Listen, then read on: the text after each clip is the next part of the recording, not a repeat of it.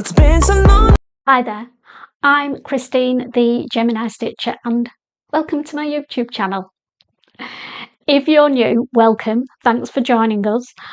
This video is a little bit different to my usual chatty videos about my makes and plans, etc., because it's going to be an in-depth, deep dive review of the brand new to the market Jo dress from Closet Core Patterns. Now, full disclosure, Closet Core very kindly sent me a free copy of the pattern in exchange for a full comprehensive review. So that's what this video is going to be about. If you've looked at the Jo dress and are undecided whether it's for you, then continue watching. If you've not heard of the Jo dress, then continue watching because it is well worth looking at.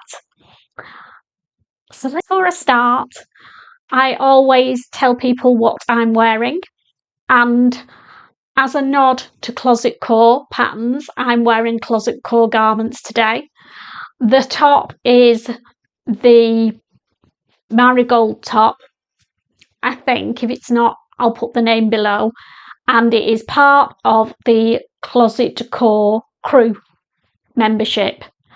It's got wonderful batwing sleeves, look at those, and a really deep figure hugging waist, and it's great in the UK for this time of year, well, this year's time of year, because the weather is so changeable.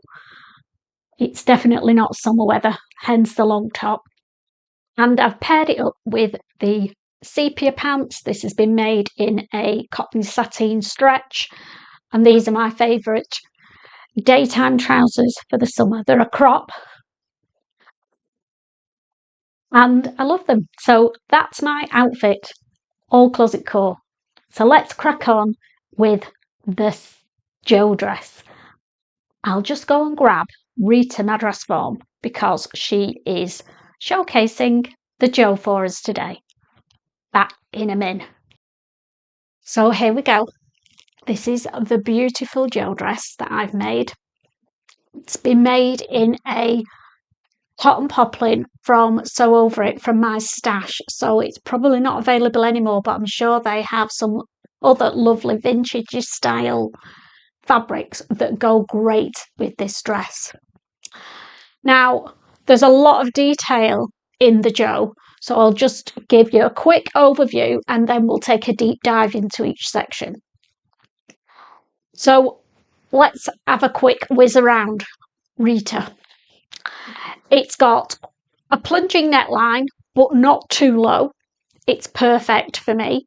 A nice narrow waistband, which if you're thickening around your waistline like me, you don't want a big waistband that emphasises the fact that it's not as slim as it should be. So loving that. There's a lot of bias binding, and I'll talk about that in more detail as we go through the dress.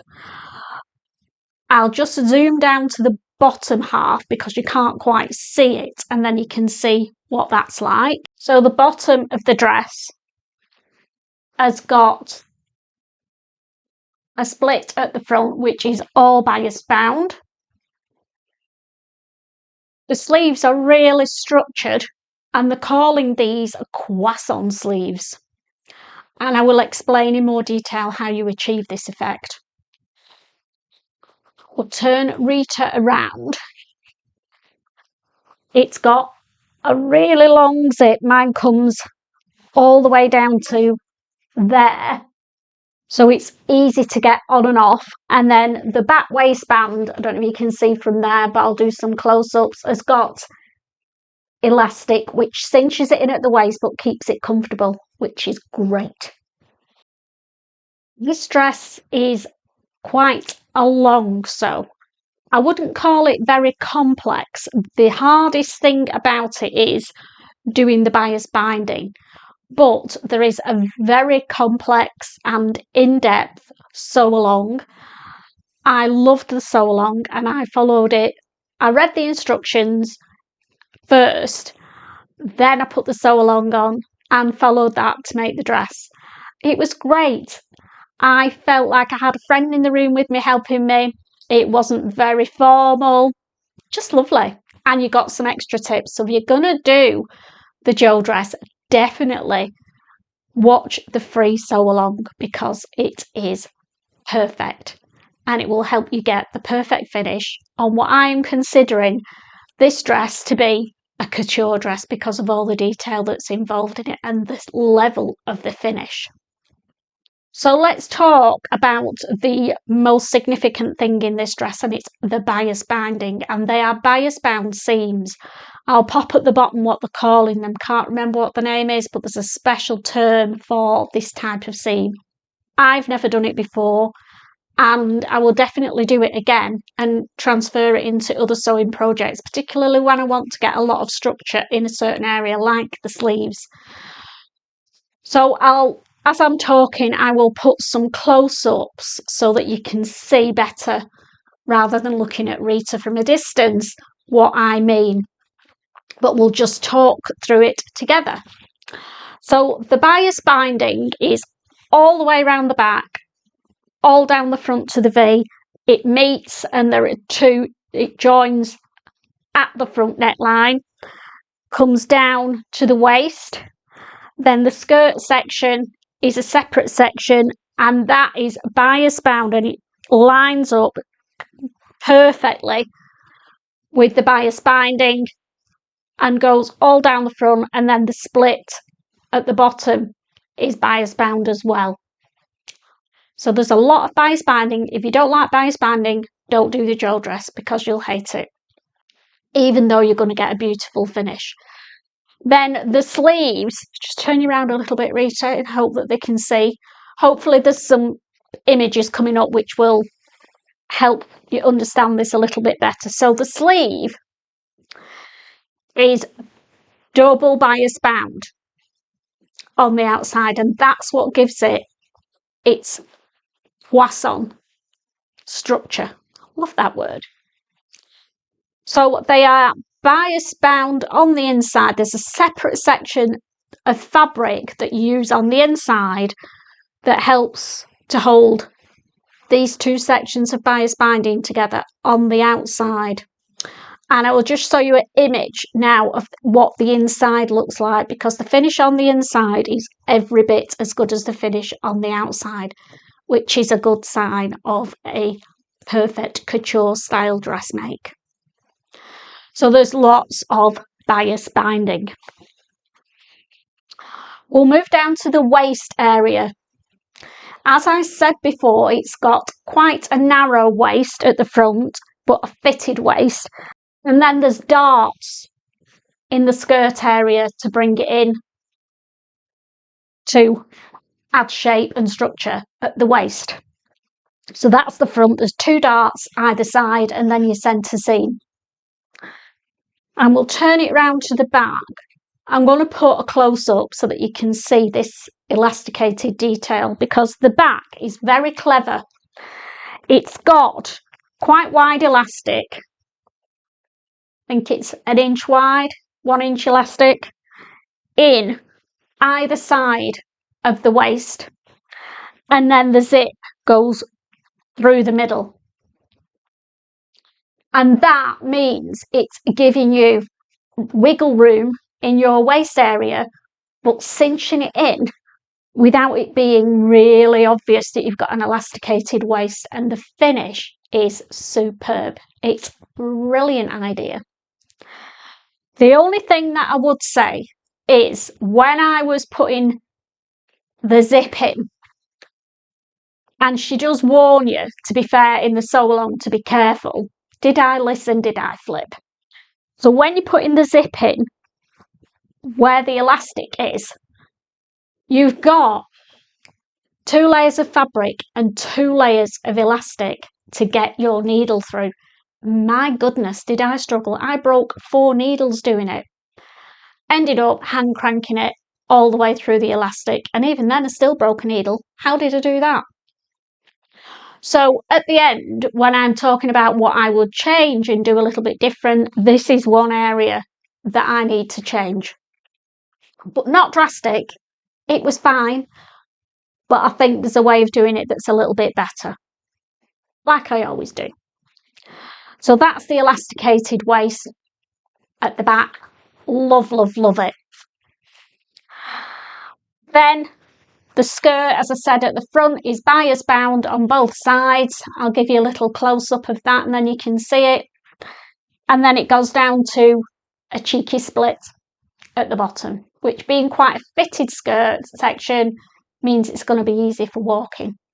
We'll turn the pattern inside out now and put it back on Rita, and then you can see the finish on the inside, because that is the key to a good couture dress, which is what I am putting this down as. So give me a min and I'll make Rita go the other way around. Okay, so here's Rita turned inside out, just to prove a point. You can see the beautiful bias bound seam finish at the front there. The waist is all cased in. The pockets are lying perfectly flat. The bias binding is beautifully finished on the inside. Turn you around, Reats. The bias bound seams are really well finished. I'll just pop a little image of them up there, then you can see them a bit better close up. And then the finish at the back, the zip is put in really well. And then the elasticated waist is virtually invisible. Obviously you can see the casing, but you can't tell from a distance that it's elasticated, which is great. So that's the inside of the dress, which looks almost as good as the outside. And that's what gives this dress its edge, in my opinion. What does the Jo dress look like on? Sit back and watch me give you a little twirl. Not today, it was, I think, Sunday when the sun was shining. It's raining today, so it was a good job I did it then. Anyway, this is me in the garden, feeling really pleased with my new Jo dress.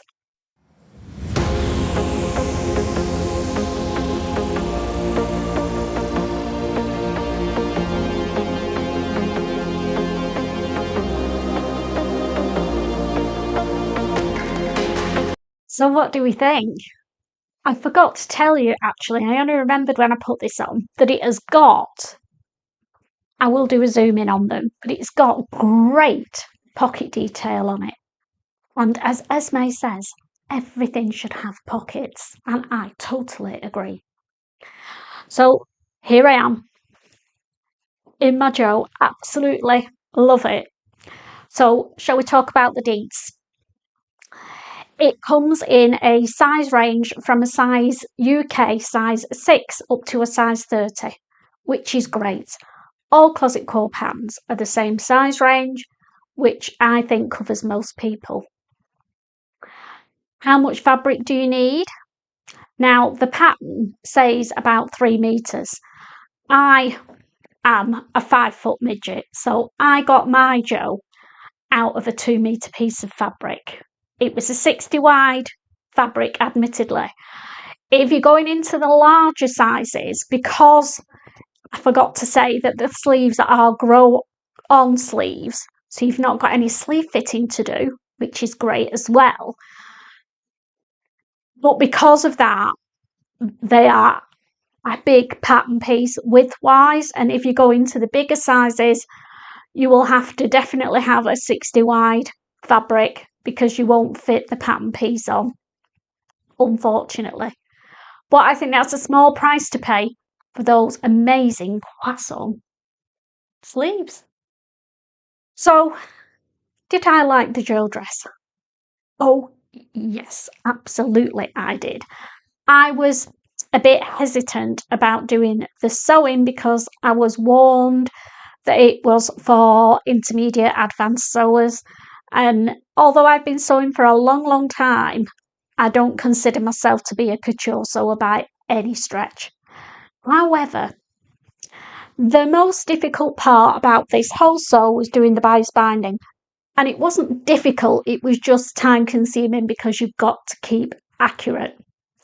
The one thing that I didn't use that they recommend in the video sew along is an edging foot to keep your sewing straight when you're doing the bias binding, because you do 2 lines of stitching on it, and that's where I had to concentrate to keep it straight, which slowed me down. So it took a couple of days to make this dress, which is quite a long time really for a dress, but so worth it. So what didn't I like? As I said, the bias binding, and I didn't like getting the zip sewn in where the elastic is at the waist. I'll just zoom in on that for you so that you can see the detail. The elastic comes right up to the edge, so you've got to fold it back and sew through 2 layers of elastic. So if I made the dress again, and this is probably the only change that I will make the elastic shorter, mark on the fabric where the zip is going to be sewn, and only put the elastic in to just short of that zip mark. I don't know how I'm going to secure it, but it does have a line of stitching up the middle of it, so I might have to pin it in place with a safety pin until I've done that line of stitching up the middle, and then that will secure the elastic in place. Otherwise I'll end up with a line of stitching on the outside of the dress, and I don't want that. So I'm going to try and do that. That way when I put the zip in, it's only going to be sewn through fabric, not elastic. And fingers crossed I won't break 4 needles again. But that's the only thing that I would say could be tweaked. Other than that, absolutely love the dress. As I've said, I am 5 foot short, not tall. And the alterations I made, I didn't make any alterations to the bodice because I am quite long. Sounds ridiculous, doesn't it? Like a munchkin. A long body and short legs. Not quite that bad, but in proportion, my body is quite to the waist, I'm quite a standard length, if you know what I mean. So I didn't change the bodice. I made a size 6, which I've made quite a few closet core patterns, and a size 6 is a good size for me, and I think you can agree it's a good size in the Jo dress, a good fit. So the skirt section, I obviously have to shorten quite a lot, because I think the dress is drafted for about 5'6", might be a 5'8" person. So you can see where the dilemma is. But because the skirt's quite a straight skirt, I did alter it. There's an altering line in the middle, and I did use that. And I must have taken easily 6 inches out of the length of the skirt to get it to the right length for me. But that's the only major alteration I did. I didn't change the length of the arms because I wanted full length sleeves. On the pattern, just hutch them up. They come to there, they're a 3/4 sleeve. I'm not a lover of 3/4 sleeves. They irritate me. I either want short sleeves or I want long sleeves. So I thought, right, we'll take a gamble. I won't alter the length of the sleeve. I'll leave it as full length and see where it falls. Perfect. Just where I wanted it. So I'm well chuffed with that. So when am I going to wear this dress? I think it's a great transitional dress, to be honest with you. It can be dressed down with a pair, particularly in this navy with the white floral pattern on. I can dress it down with a pair of trainers for during the day, or I can dress it up with some heels to wear for going out at night. So I do think it's a wonderful transitional dress and great for daytime and evening wear, depending on the fabric that you make it in. So am I going to make the Jo dress again? Yes, I am. And I've got some fabric. So I'll just bob and get it, and then you can see what other creation I'm going to make. The gel dressing. Right, I'm back.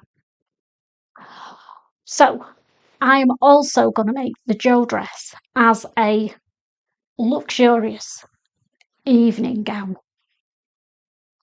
Can you imagine this as an evening gown? And I did say you could dress it up and go out in it, but it's not really evening gown material. But this that I've got in my hand is. Now I'll give you a clue. If you're in the UK and you've been watching The Sewing Bee, my favourite contestant by a long shot was Mia. I know she wasn't the best sewer, but her ideas and her fabric choices just blew me away. In particular, the fabric that she used for the pattern challenge in the final. Can you remember what it was? Well, you're about to find out, because look at that. I've got some of it. And I am going to make the gel dress for Christmas parties, or at least one of them. So I'll unroll it, because that's the only way you will see how amazing this fabric is going to be as a gel. It's quite stiff, which will be great for the croissant sleeves. But how stunning is that going to be? It's a reversible fabric. So I'm going to do, my idea at the moment, there are two options. I'm going to do the outside, the main body of the fabric that way round. And I might do the skirt section that way round. Or the skirt and the sleeves and just the bodice that way. Or the other way round. Or can't do the sleeves, they're grown on, aren't they? Silly me. So the top half one way and the bottom half the other way. Because I like a bit of matchy-matchy. And then what I'm hoping to do for the bias binding is find some fabric that's that copper colour, or the plain aubergine, and do all the bias binding in that and the waistband as well, so that it matches in at front. So that is going to be my winter project, my winter version of the gel dress, because I think it spans all seasons. As I said, I've done it long sleeved. If I wanted to do one for hot weather, I could do the 3/4 sleeves, and I could make it in a bit lighter weight fabric. I do think the heavier fabrics work better because they help with the sleeve. I think it would actually look great in a double gauze. Maybe that's one for spring, because as you can tell, I'm starting to get addicted to making the gel dress. It's such a stunning finish on it, and such a good fit, and so different, that I can't say any more about it really, other than go and get the pattern, give it a go, and if you want any advice, go to the sew along, read the instructions, then go and watch the sew along as you sew, and you cannot go wrong. And if you're still struggling, then send me a comment on this video and I'll try and help you out. But I think this is a winner from me.